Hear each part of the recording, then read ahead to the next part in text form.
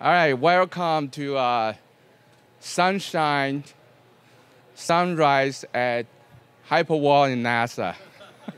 Okay, I thank you for coming. I skip your favorite AGU session, and maybe you skip your important days. But as you might know, the sun has contributed 99%, more than that, 99% solar energy to the Earth.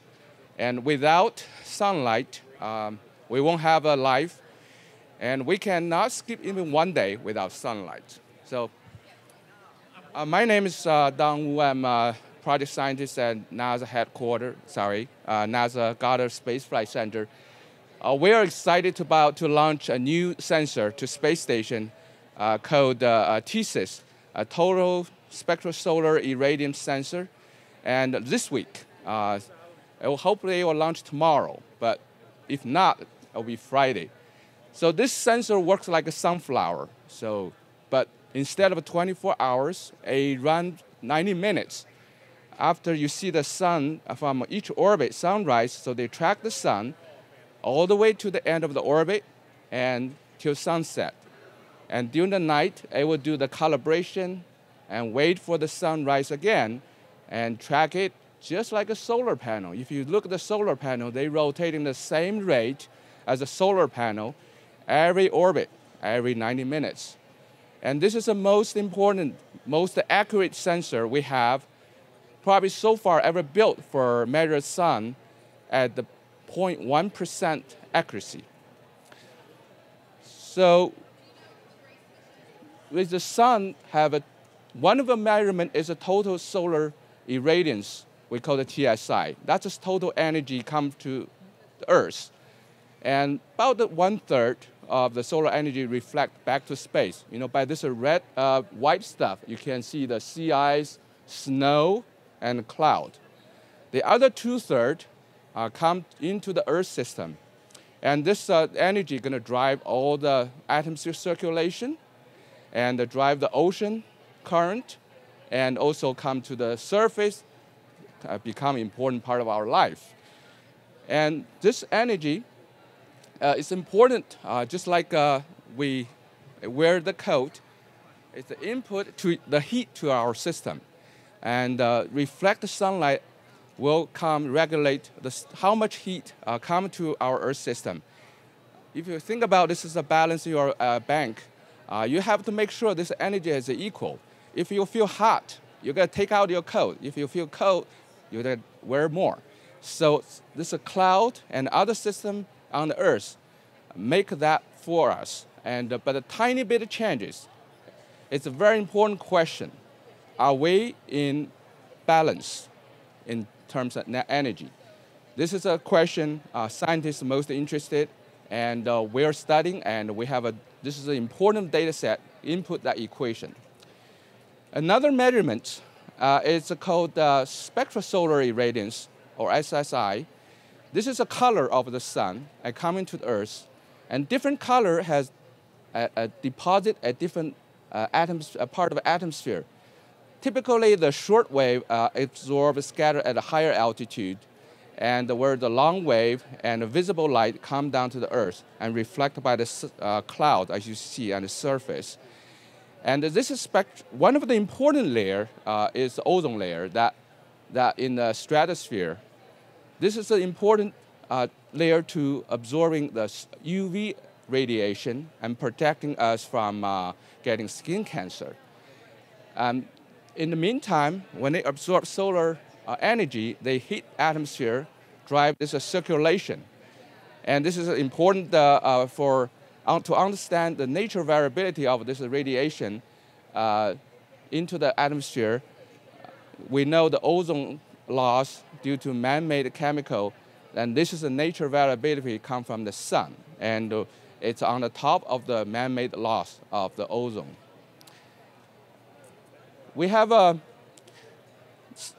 the sun is not constant. This is especially in the UV shortwave range.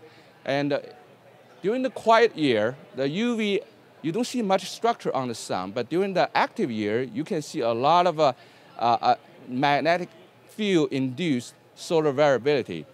And this is more like a 1 to 10% during the between the solar minimum and the solar maximum here in the UV. It's much less. It's about 0.1% in the photosphere or visible light, except we see some sunspot like you see here.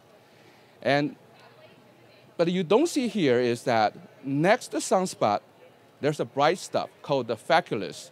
And this feculus basically enhances the radiation by 0.1%. And the sunspot is blocking it. So you have two competing effects during the solar maximum, and that causing the large variability during the solar maximum year. In the meantime, you can also see that on the edge of this, there's a solar corona. And that's you also cannot see in visible light with this intensity, but you will see in other frequencies. So this corona one, we have one of the events in recently when the sun rotating. We have a very precise instrument called solar climate irradiance climate source that measures this total solar irradiance very precisely, 0.1%. And we can see this change after as a sunspot rotating in about 10 days. And you see the sun, this is solar constant, by the way. It's not constant. We know it changed by 0.1%. It rises when the sunspot on the edge, and they dip it at the center because they're blocking the sun, solar radiance, and start rise again as the sunspot move away. You may curious wonder what's causing this rise in solar energy. This is something you don't see. That's a corona on the edge, but the sunspot is associated with that little corona. You will see in, I don't know if you see in this year total solar eclipse, if you put the lenses up there, you can see this corona. That's at the edge of the sunspot. So we put up this sensor to measure this total solar energy come to the Earth. An interesting question to scientists is that, is the sun causing the recent warming? And this is a record about 100 years. We know in the past, you can see in the ice core, you can see the tree ring, there's so many solar variabilities. And the sun contributed quite a bit, significantly, to the nature variability. But until recently, this is about the 70s, 60s, this change cannot explained by the sun. And we know very confidently that this is the way above the solar variability can causing this warming. So something else changing the planet. This is the interesting question you'll find in later today or tomorrow. People are talking about this. Sea ice, sea level rises, CO2, all relate to this topic.